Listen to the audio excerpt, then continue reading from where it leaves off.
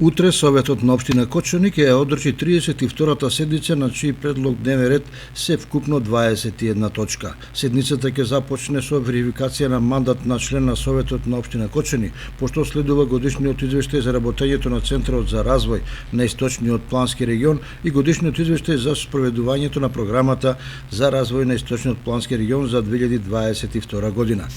Советниците ќе ги разгледаат извештаите за работењето и годишните програми за работа на општинските основни училишта за учебната 2023-2024 година.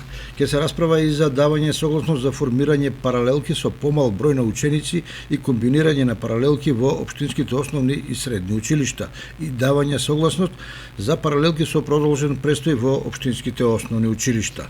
Осма точка е предлог одлука за изменување и дополнување на одлуката за начинот на користење и управување на салите во општинските основни и средни училишта Свети Кирил и Методи, Никола Карев, Крсте Петков Мисирков, Малина Попиванова и Сау Гошо Викентиев.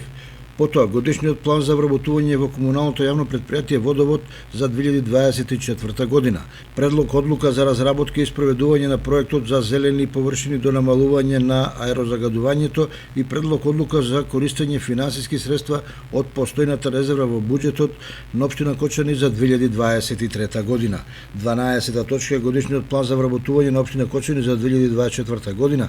13-та годишниот план за вработување на ЈУ библиотека Искра Кочани за 2024 година и 14-та предлог одлука за проширување на буџетот на општина Кочани за 2023 година. Понатаму следуваат неколку предлог решенија и предлог одлуки. 19-та точка се однесува на предлог решение за изменување на решението за формирање комисија за финансии и буџет и локален економски развој.